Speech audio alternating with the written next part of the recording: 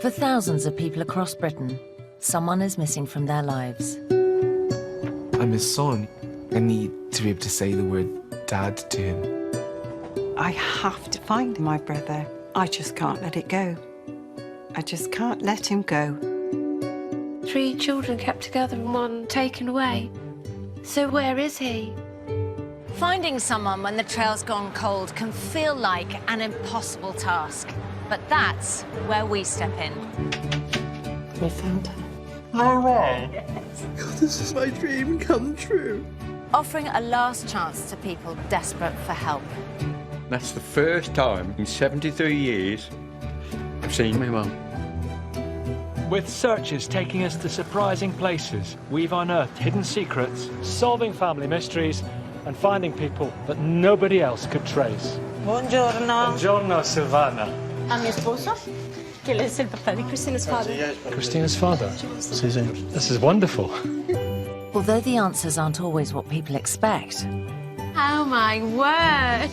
we resolve questions that have haunted entire lives. I only know that she's not dead because of you. This week, 2 stories of family secrets. A woman whose life was overshadowed by a case of mistaken identity. I saw my name. I remember thinking, it can't be me, but thinking, well, it is, because it was there on paper. And a mother who concealed the birth of her first baby. I was scared. There was nobody around me, except people I had to hide it from.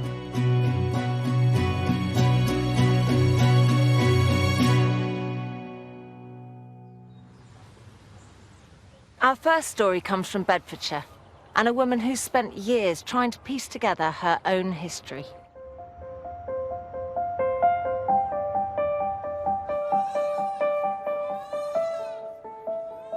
If I hadn't found what I'd found, would I ever have been told? It was always in the back of my mind. Are they really my parents?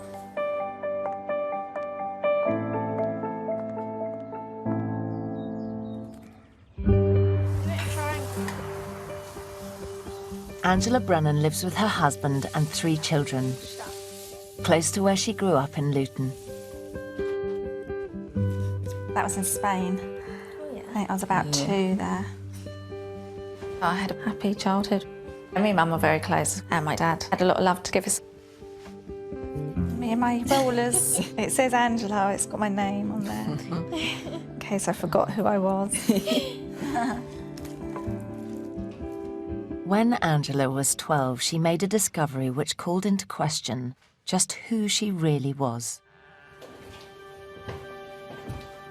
Mum had a jewellery box that I knew she kept in her bedside drawers. I was being nosy. Don't quite know what I expected to find.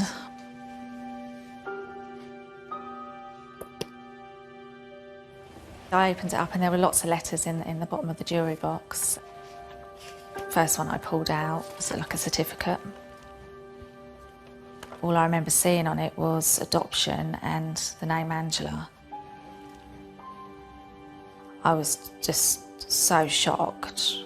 My first thought was, my God, that's me. I'm adopted. I thought, what have I discovered? I panicked, put it all back in the box and put it straight back in the drawer. Without investigating further, all through her teenage years, Angela believed she was adopted. I was really upset, confused, not really understanding adoption. I didn't say anything. I was scared of hearing the truth. But it was always there, always in the back of my mind. Are they really my parents? It was only when she was 18 that Angela dared to talk to her mum about it. I asked Mum, am I adopted? I remember she looked really shocked, really shocked. She said, what? No, why do you think that?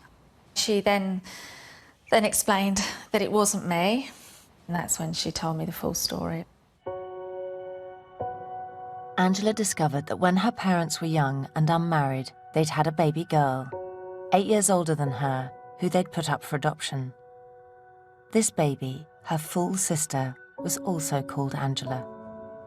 I was relieved it wasn't me who was adopted. But then I was, gosh, you know, I've got a sister out there. Who is she? Where is she? Angela's mum gave her everything she'd kept in the jewellery box, from photos to adoption paperwork and hospital records. This is the name tag of my sister when she was born here. She was a tiny little thing. I think the fact that my mum kept this means that, you know, she was never out of her thoughts. I wanted to know about her, but it distressed my mum a lot to talk about Angela.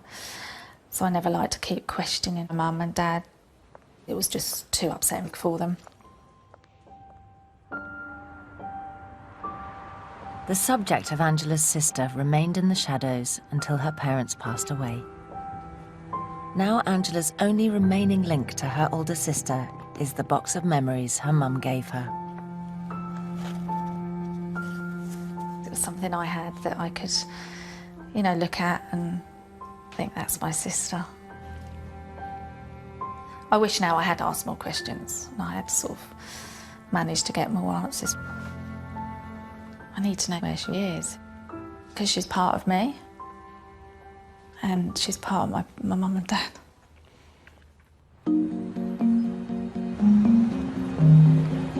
Angela's older sister was born Angela Mary Edwards, but when this Angela was adopted, her name would have been changed. To have any chance of finding her, we needed her new name. Change of name records are protected by law, so we worked with a specialist social worker who's allowed to access them. They discovered that Angela Mary Edwards was now called Julie Wall, but with such a common name, we needed to narrow the search. So for any clues, we looked at the adoption papers, kept safe for all those years in her mother's jewellery box. They contained not only Julie's date of birth, but also the area where she was adopted, Durham. Hoping that Julie may have stayed in the northeast of England, we began trawling through local marriage records. Finally, we had a breakthrough. We found a record of a Julie Wall marrying a Stephen Briggs in Sunderland, County Durham in 1992. Could this be Angela's sister? Using electoral rolls to find a current address, our social worker contacted Julie. She confirmed we'd found the right person and agreed to meet me. Still married to Stephen, she has 2 grown-up children and lives in a village outside of Newcastle. Angela was stunned when she found out she had a sister, and ever since then she's been desperate to find her. But how is Julie feeling? And has the news that she's got a sister come as a shock to her too?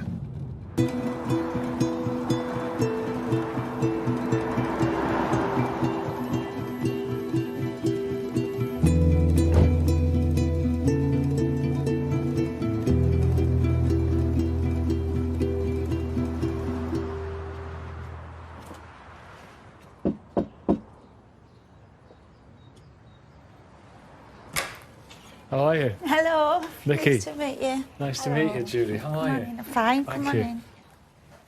You lead the way. Thank you. Through. So how did you feel, Julie, when you found out that Angela was searching for you? Huge shock, because I didn't know I had a sister, but it's just amazing. I can't believe, I've always wanted a sister and I can't believe I've got one now. Why have you always wanted a sister? I don't know. No, I think it's nice when you've got a sister and you can do girly things together.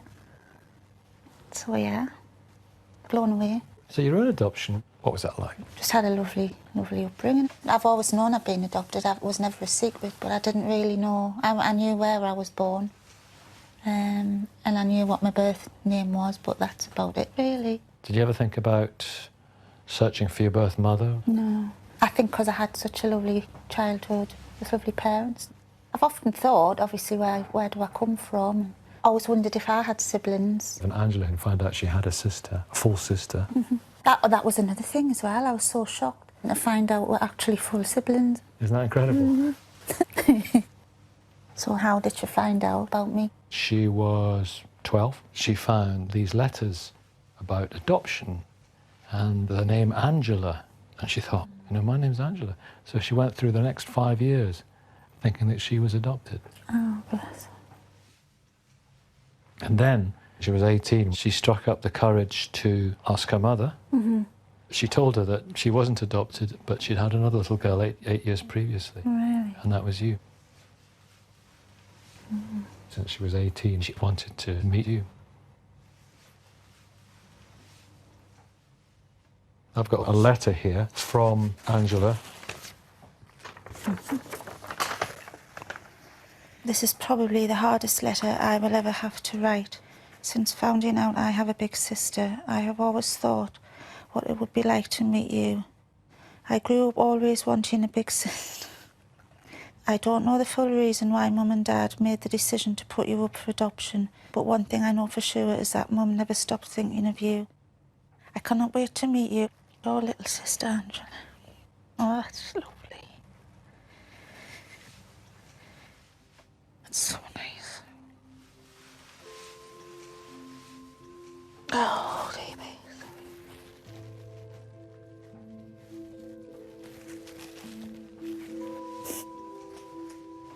That's your sister. Oh, my word. Oh, she's lovely. I think we've got the same smile. Just as if there's a connection there straight away. Sorry.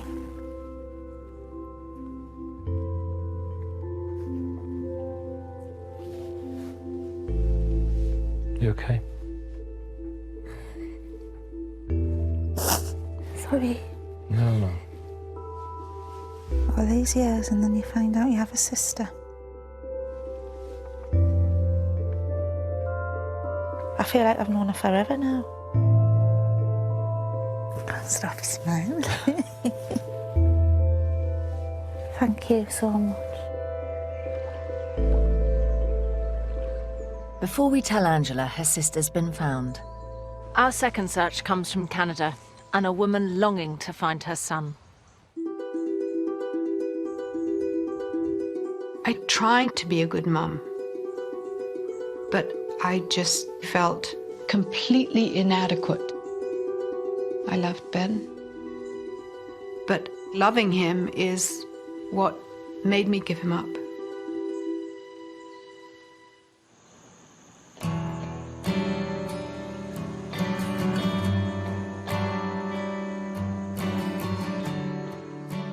retired aid worker Bronwyn Hook lives in rural Nova Scotia, Canada. She has two daughters, 38-year-old Chloe and Keshi, who she adopted while working in Rwanda in the 1980s. Oh, look at that. That is the sweetest picture. Keshi, that was pretty much the day you came, I think. I wanted to adopt because having had a child who I had to give up weighed on me. So it seemed to me a balance. The youngest of 4 children, Bronwyn herself had spent a lot of her childhood at boarding school. Her father was in the colonial service, and her parents were often away. It was a kind of fractured family life, but loving. My father adored my mother. They had a very strong relationship. But when Bronwyn was a teenager, her mother unexpectedly passed away from cancer. I remember my father bursting into tears, saying, "I wish it had been me." I was stunned. I remember going for a walk, crying as I was walking. Still only 18, Bronwyn struggled with her grief. A few months later, I slept with my boyfriend for the first time. I think my mother having died, I was searching for comfort. But it wasn't long until Bronwyn realized she was pregnant. I remember feeling my baby kick for the first time and the reality setting in of, I'm going to have a baby. I didn't know what to do, but one thing was for sure. I felt I couldn't tell my father because he was still grieving my mother. Bronwyn decided to conceal her pregnancy and never tell her father. But the future was hugely daunting. I was scared of having a baby. I was scared of the decision I would have to make, and I was on my own.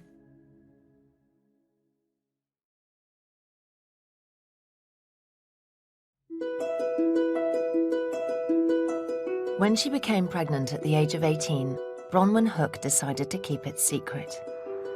She'd moved to London for work and never told her father she was having a baby. In April 1969, she gave birth to a boy.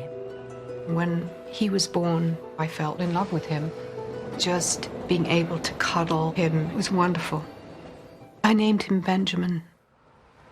Despite the monumental task ahead, Bronwyn attempted to look after her baby. Her brother was also living in London, so she confided in him and went to stay at his house. This is where I lived with Ben. Ben was wonderful, he was beautiful.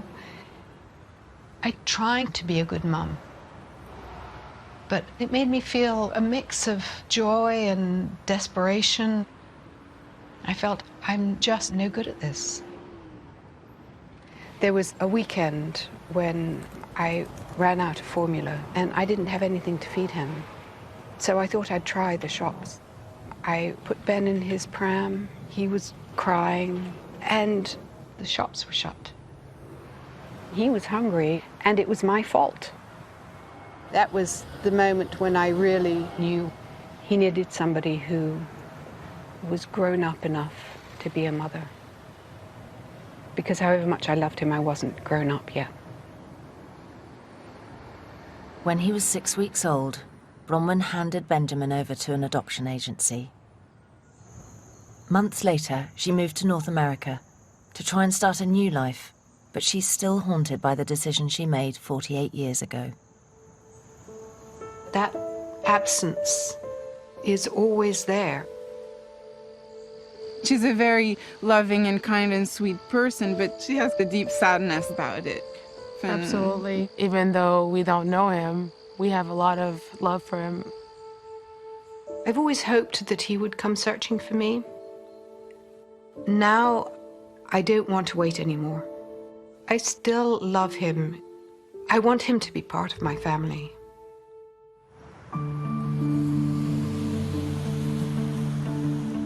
When Benjamin was adopted, he was almost certainly given a new name. So that's where we needed to start our search. So again, we turned to our specialist social worker, who's legally able to access that change of name and make contact. They discovered that Benjamin had been adopted by a couple from Hertfordshire, and they changed his name to Mark. But there was no trace of him living anywhere in the UK. It seemed likely he'd moved abroad. But where had he gone?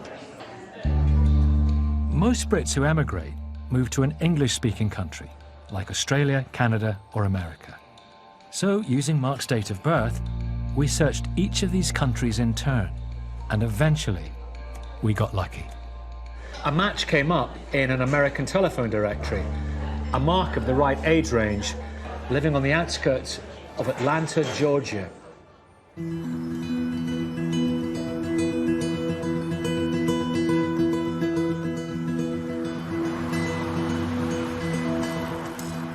We wrote to him, and he confirmed we had found the right person.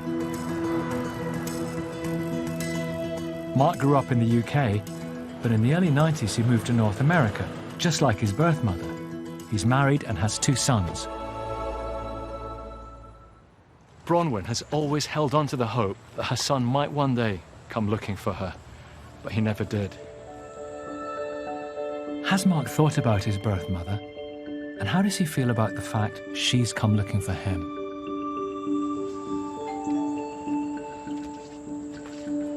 Mark. Hello. Nicky, how are you doing? Good. Great. Come in. Thank you. Nice to meet you. You too. So how are you feeling about all this? Was it a surprise? It was a big shock, I have to say, because it's been so long. My parents have always been upfront that I was adopted. So when you're, I guess, a child, you kind of look at it and it's, you know, I wonder what my mum was like and that sort of stuff. And slowly over the years, being adopted just becomes another part of who you are. But also I have very loving and wonderful parents. So I didn't have the desire to look, because I didn't want to make them feel that they had somehow been inadequate, because they weren't. But now my curiosity has been aroused about, you know, well, who is this woman? What has her life been like? When Bronwyn fell pregnant with you when she was 18, she'd found out she was pregnant months after her mother had died of stomach cancer. Her whole family were grieving, so she decided to conceal her pregnancy. And then when you were born, Bronwyn found it all so difficult on her own. So she made what she believed was the right decision, that she was going to have you adopted. Wow. That's amazing. I did not know that. It must have been incredibly hard for her. I would like to let her know that, hey, everything turned out okay. You know, I'm good, I'm happy, I'm not resentful. And I'm kind of curious to see how much of me is in her. So here's Bronwyn.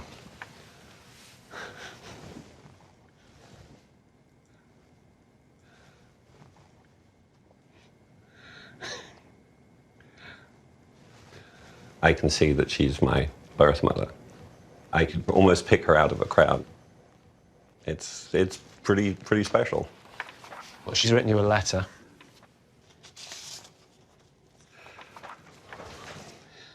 Dear child of mine, how I have hoped that your life has been good. When I made the decision to give you up, my heartbreak had to be balanced by what I felt to be my inadequacy to take care of you. I just didn't know what else to do. I love you and kept on loving you. And oh, how I hope that you will want to meet me. I send you my blessings, your birth mother. I'm sort of at a loss for words.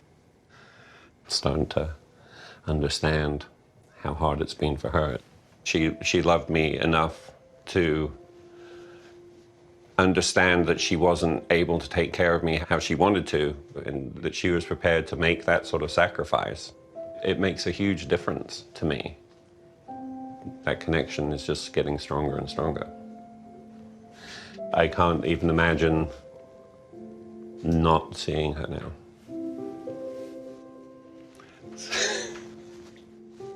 It's gonna be a good day. We finally meet with her. Before we tell Bronwyn her son's been found, I'm on my way to see Angela Brennan. Throughout her teenage years, Angela believed she was adopted before her mother revealed that she actually had an older sister with the same name who'd been given up for adoption. Angela's sister, now called Julie, has been found living near Newcastle. Angela's sister was a family secret, and whilst her parents were alive, she just felt unable to search. But now, more than 25 years after discovering she existed, Angela can finally meet her sister.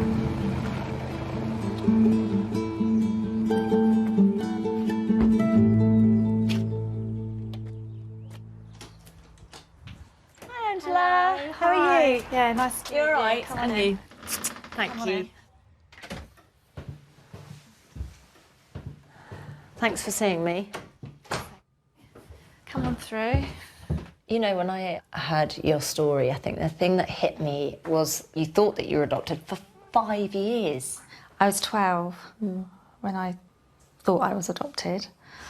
It was life-changing, really. And you never said anything? Never said a word, no. Once Mum told me at 18, it wasn't, wow, I've got a big sister, that I had absolutely no idea it even existed, even after I knew. It stayed a secret.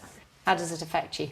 I always think about her knowing that she is a full sister. She's so, you know, couldn't be any closer to me. Well, we found her. Oh my God. Really? Does she want to see me? She really wants to see you. Oh God. She's now called Julie. Wow. And she's married to Steve. And they've got 2 kids in their 20s. Did she have a happy upbringing? She had a great adoption. Oh, that's so good. Yeah. She didn't know she had a sister. Really? So she was completely blown away, but really happy. Oh, wow. I can't believe it. I really can't believe it. Thank you. I've got a picture. Really? Yeah. Oh, it's a... This is your sister. Oh my God. Wow, she looks so much like my mum.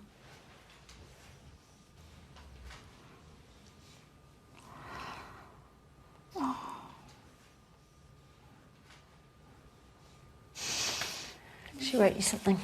Oh. Wow. I'm shaking. Dear Angela, when I heard the news that I had a younger sister, it was a huge shock, but a good one. The fact you have found me is amazing. I'm so looking forward to meeting you, Angela. I'm sure we'll have lots of catching up to do. See you soon, love, Julie.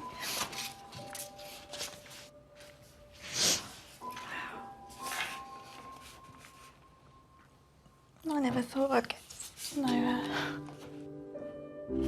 Thank you.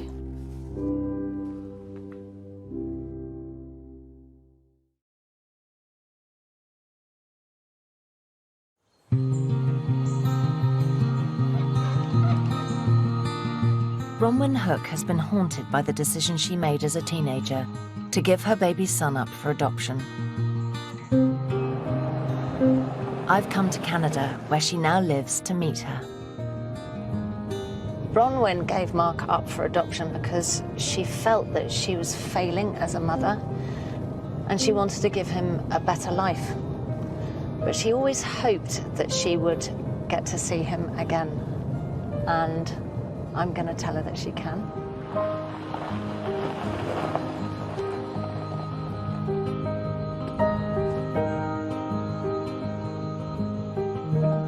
Hi, how you doing? Oh, I'm well. How about you? Yeah, good, thanks.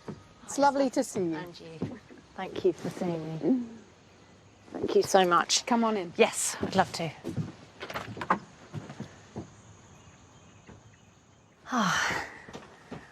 Well, thanks for having me.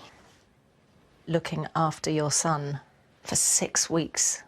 What was that like for you? He was my baby, so I was very wrapped up in him, you know, changing him, washing him, watching him sleep and, you know, laughing with him. But mixed in with that was the struggle. So what was the tipping point for you? I just thought, I'm not grown up enough to do this, you know? It's just not. I was failing on a really basic level. Toughest decision of your life, I would imagine. Yeah.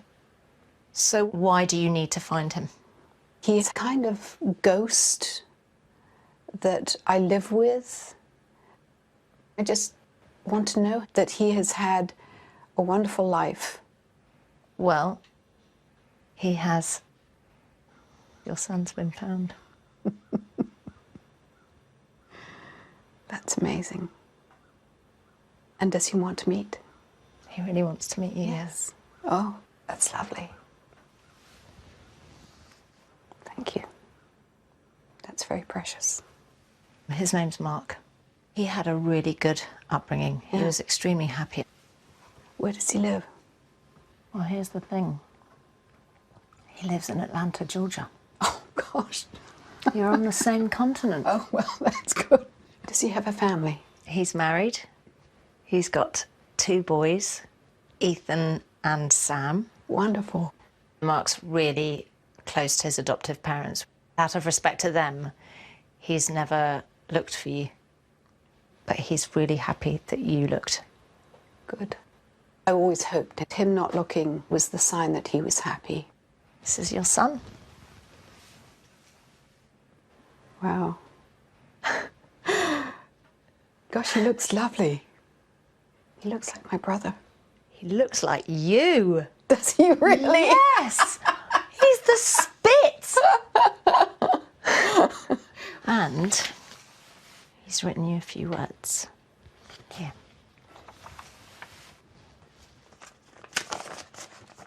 Dear Bronwyn, my only family memories involve growing up in a truly loving and supportive environment. I hope this is what you wished for me after making an almost impossible, selfless decision. I also have a family now, a wonderful wife and 2 amazing boys. I have shared this happy news with them, and they are so very happy and excited about this new part of my life, and would like to meet you too. With love, Mark. I'm speechless. Can't stop looking at it. What does that feel like to look at that? It feels like love.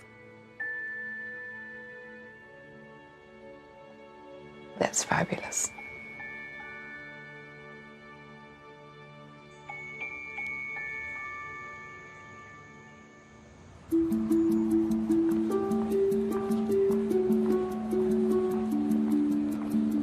Today, Bronwyn has travelled from her home in Canada to London, the city where she last held her son Mark as a baby, 48 years ago. I'm just counting down the time until I'll actually get to meet him. I just want to see him and know that he's okay, that he's happy. Mark too has made the journey across the Atlantic from Georgia to meet his birth mother. Bye. His wife Karen and sons Ethan and Sam are with him.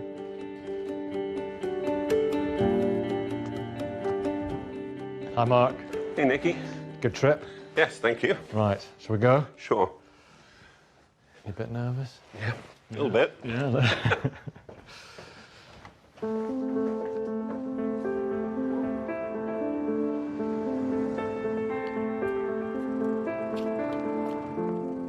Hi, Davina. How lovely to see you. Well, Oh, are you ready? I am ready. Just get my bag.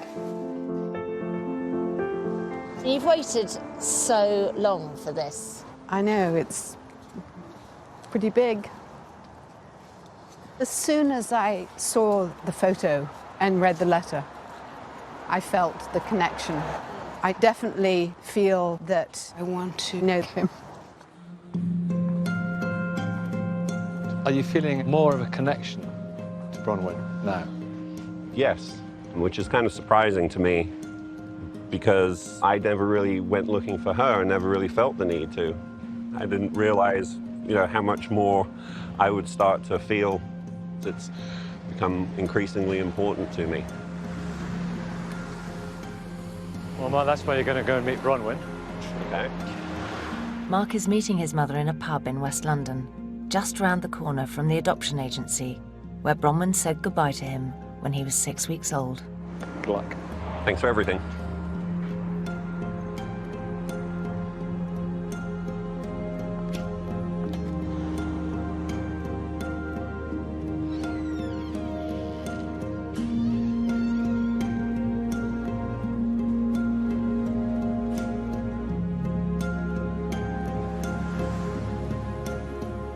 I mean, when you last saw him, he was a little baby. Yeah. He and I had a relationship 48 years ago of mother and an infant. Now I'm relating to a fully grown adult. So it's a completely new relationship. Well, this is it. This is where you're going to meet Mark. Good luck. Thank you, Davina. He's right in there.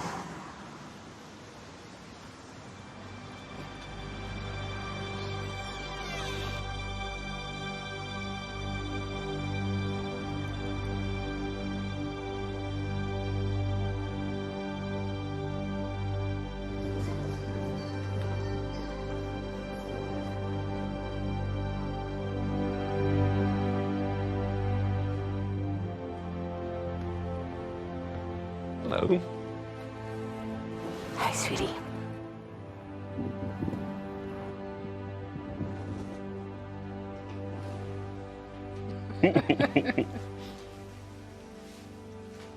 I'm shaking.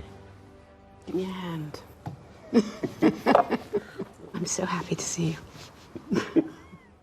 It's good to be here, and it's good to meet you at last. It was nice to know that you were always sort of out there looking for me. It was hard to know whether it was the right thing to do or not. Mm-hmm. I didn't want to barge in to your life. I always felt a sense of gratitude because I've had a really nice life. I'm sure it was a tough decision for you, and I think it worked out well for me, and I hope it worked out well for you. I would not have made a good parent at that time. And you want the best for your child, and it just really makes a difference that you had a happy childhood. I did. My mom and dad are good parents. Everything turned out great. I'm so happy. It is a real relief. I've just met my son, and it's a wonderful feeling. It's extraordinary how similar we are. He really feels like family. It's become more important for me to meet you than I thought it was going to be. While I don't feel there's really been a hole in my life from being adopted, I think that, you know, getting to know you will add to it. It's lovely. I'm so glad. It's good to have people in your life. I don't think you can have too much family. I feel a genuine sense of connection and warmth. It's the beginning of something. The boys would really like to meet you. Oh, they're coming today? Oh, that's super. And you get to meet the whole little clan. Yeah. Hey, buddy. Oh, look at you. Hi. Well, look. You look like your dad. Nice to meet you. Hi, Karen. I would like her to be part of my life. I'm looking forward to see where things go from here.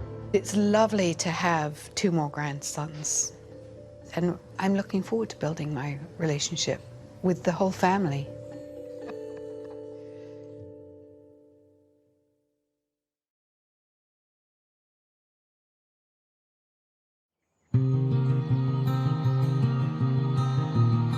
Ever since Angela Brennan discovered at the age of 18 that she had an older sister who'd been adopted, she's been desperate to find her.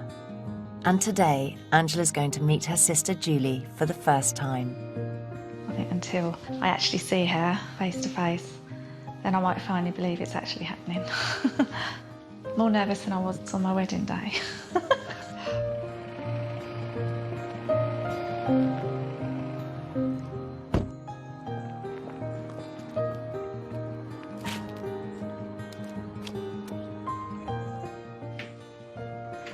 Hi, Davina. You ready? Yes. Lovely to see you. And you.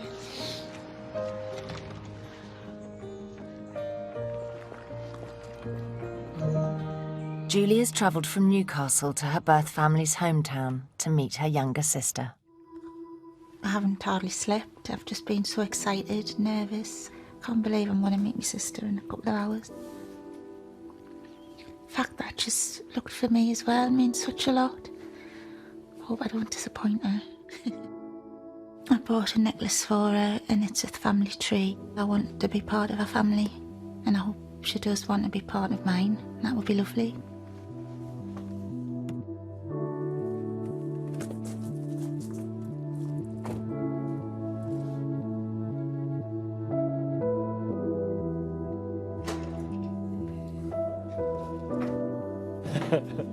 You okay? Hello, yes, I'm fine, thank you. Off to you. Thank you.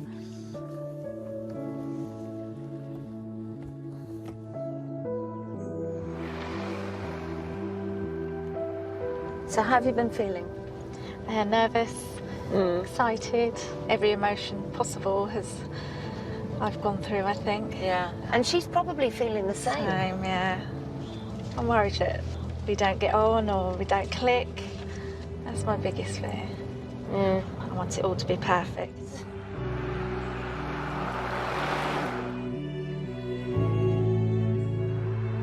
So what's it feel like knowing that you're going to meet the sister you didn't know you had? I can't believe it's here and it's happening. I keep thinking I'm dreaming. I've just thought about nothing else for the last 3 weeks. I'm so looking forward to getting to know her. Angela and Julie are meeting at a hotel just outside Luton, the town where they were both born. Good luck. Thank you. It's going to be amazing. No, thank you. Thank you very much. Bye. Bye-bye.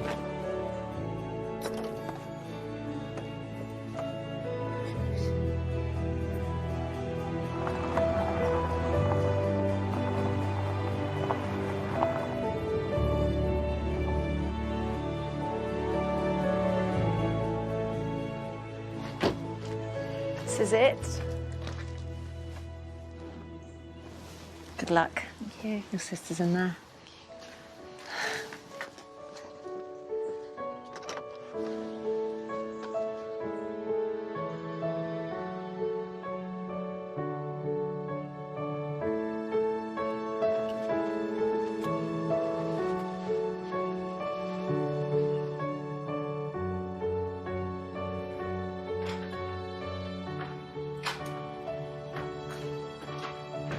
Hello.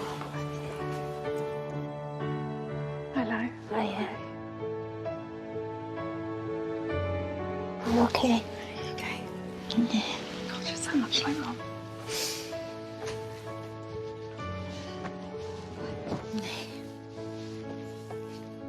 I used to imagine what you'd be like. Found out at 18 that I had a sister. Since then, I've done nothing but think about you, where you are, you know, what you look like, everything. I always wondered if I had any siblings. So yeah, here I am. And here we go from here. Yeah, absolutely. That I'm over the moon, Angela. I'm really, really, really am. And there's nothing to worry about, because honestly, it's going to be fine. Thank you. I've brought a few things for you I'd like you to have. It's a jewellery box Mum kept with all things about you in it, and I'd like you to have those now. Oh, thank you. Oh, That's the certificate I first saw. I was being a really nosy 12-year-old. I wanted to know what was in the jewellery box. There's your baby tag when you were born. That's you. I can't believe I was ever that small. That's okay, I love that. But yeah, Mum kept it all, every little bit of it. And that's for Mum and Dad. Oh, that's lovely. I can see me in there. Yeah. Just looking at where you come from. You've got a nose. So I just keep like manically staring at you. Fantastic. I'm so happy. But immediately it just seemed to just click. If Mum was here today, she'd be over the moon. Treasure these. It's so special. Thank you so much. I just felt a connection straight away. I thought, this is my little sister. And when she gave me the jewellery box, it was just amazing. I'm so privileged. I just wanted to give that to me. It means a lot. Just for you, from me, and I hope you, hope you like it. Thank you.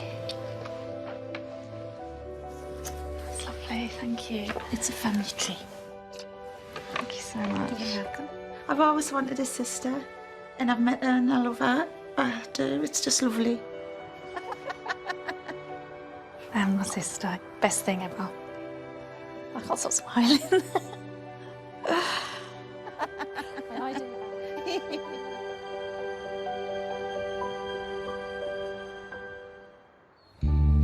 Next time on Long Lost Family. Two searchers looking for their birth mothers. A man longing to find out why his mother gave him up 50 years ago. Was I wanted? I hope that I was, but I don't know. And a woman desperate to know what happened to her mother. I have carried the guilt, thinking that I hope I haven't ruined her life.